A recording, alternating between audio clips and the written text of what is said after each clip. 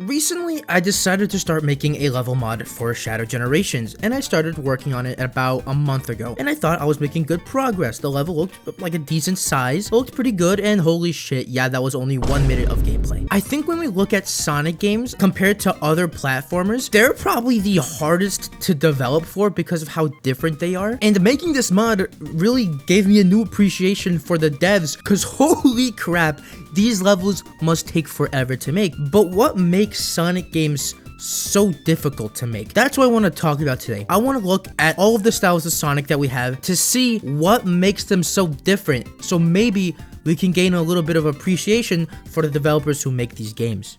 So let's start off with answering a simple question. What is the thing that makes Sonic different compared to other platformers like Mario, Crash, Astrobots, or any traditional 3D or 2D platformer? It's because he's fast.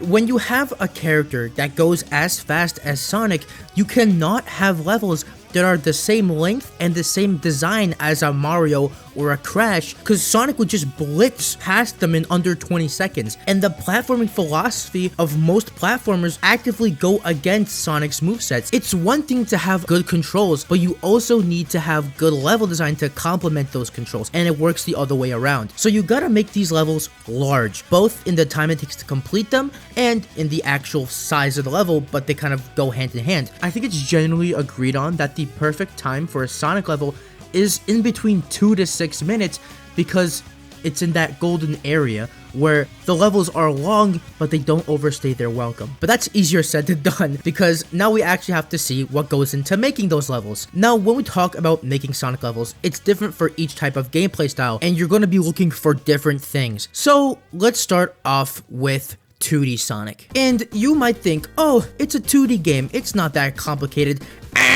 Wrong! It's actually some of the most complicated 2D level design, period. So compared to a Mario level, where a majority of the level is kind of just a straightaway with some blocks and platforms to jump on with some pipes that take you to different places, Sonic levels are multi-layered, usually hosting a top, middle, and bottom path, with different ways for you to reach each path, and with secrets hidden all around each level. The levels themselves have to be quite large themselves to accommodate for Sonic's speed and to allow the player to really mess around with the controls. And the level design only gets crazier and crazier as you go through the game. I mean, look at Green Hill Zone from Act 3 to Starlight Zone Act 3. It's like I'm looking at something completely different, and when you look at one of the last levels from Super Mario World, it's like night and day. Now, this is not me dissing Super Mario World. I think it's an amazing game. I'm just trying to show the differences when going to make a Sonic level and then making a Mario level. A lot more needs to be done when making a Sonic level, even in 2D, especially when looking at the later games like Sonic 3. I mean, look at this level. This is a humongous level. But it's not just the size of the levels. The levels also have to have a good flow. You can't just throw a bunch of shit at the level and be like, yep, that's a Sonic level. You have to make the level flow naturally with Sonic's moveset in mind, so that you're getting to that top path feels rewarding, but also having a way back to the top path if you fall to the bottom path, but then also having the bottom path be hard but not infuriating. As you can see, there is a lot that has to go into making a level in Sonic so that it's fun. And that's just for the 2D games. Once we get into 3D, it gets way more complicated. Now we get into the adventure era of Sonic. This goes on from Sonic Adventure, to, let's say, Sonic 06. Now, the gameplay of this is still Sonic. He goes insanely fast, but now we're in the third dimension. We have to start thinking on how to make the level feel dense in both verticality and horizontally. But not only that, the levels start to get much longer. A lot of the levels start to get into the 3 to 6 minute category, especially once we get to the later part of the adventure era. Since we're working in the third dimension, level design has to start getting more complicated. Instead of thinking of depth just up and down, you have to start thinking about up, down, left, right,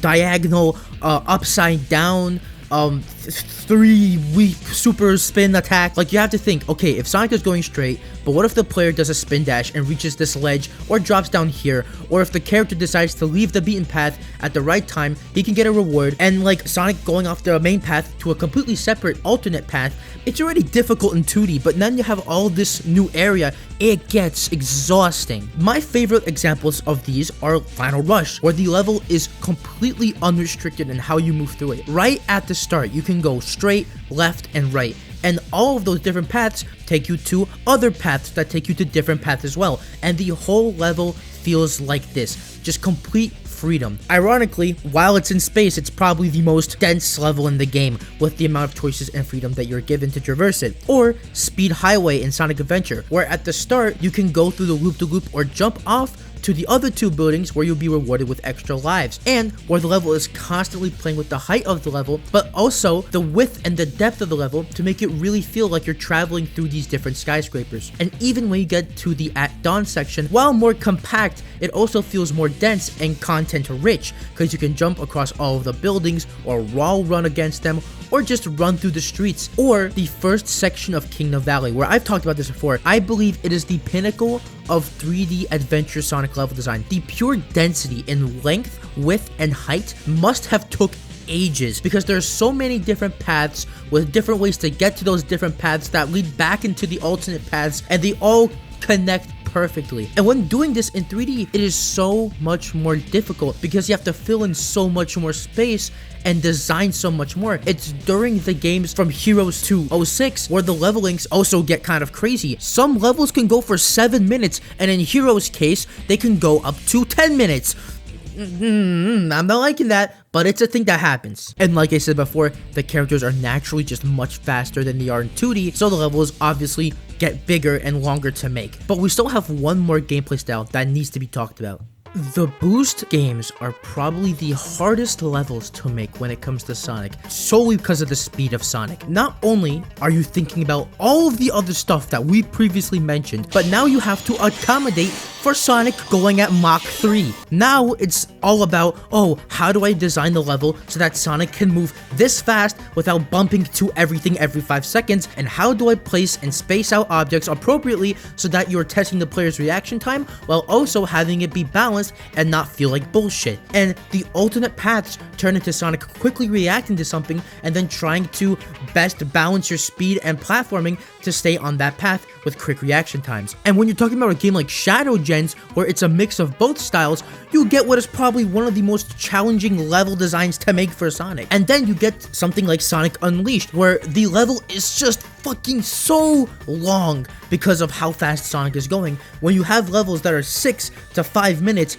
you have to make so much just level. It must have taken forever. So when we get a high quality boost game where we have 6 to 8 5-minute high quality boost levels, that is really fucking impressive, because those levels have to be the biggest levels in the series to accommodate to how fast Sonic is. Put Unleashed Sonic in SA2 City Escape and he's gonna blitz through that level in under a minute, I guarantee you. And it makes sense why Sonic games usually have less levels than most platformers, especially the 3D games, because like one level in a Sonic game can equal like 3 or 4 levels worth in a Mario or Crash game, just on pure density and length. Also, Sonic levels are made to be replayed, so there's that too. So when you have a really well designed boost level that's a decent length, just know that must have taken a long ass time to make.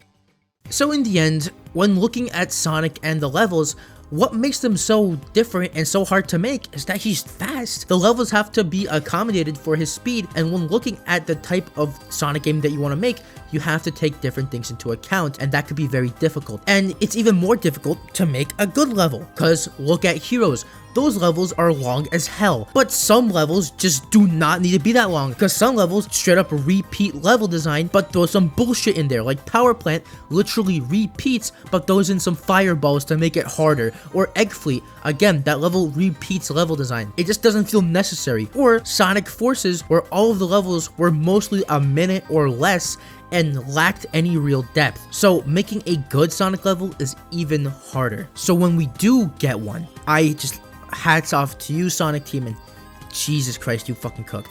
But that's really all I have to say for today. If you guys enjoyed, make sure to like and subscribe, turn on notifications, and comment down below. What do you guys think? Do you guys, I don't know what that, do you think there's some other stuff that I missed that needs to be taken into account? You think that it's bullshit and oh, it's so easy? I don't think it's easy, especially like I said, this video came from me making the Shadow Gens mod. I severely underestimated how hard it is to make a, not just a good level, but a level that's longer than 2 minutes. I've been working on this mod for almost a month and a half, and it's only a minute long.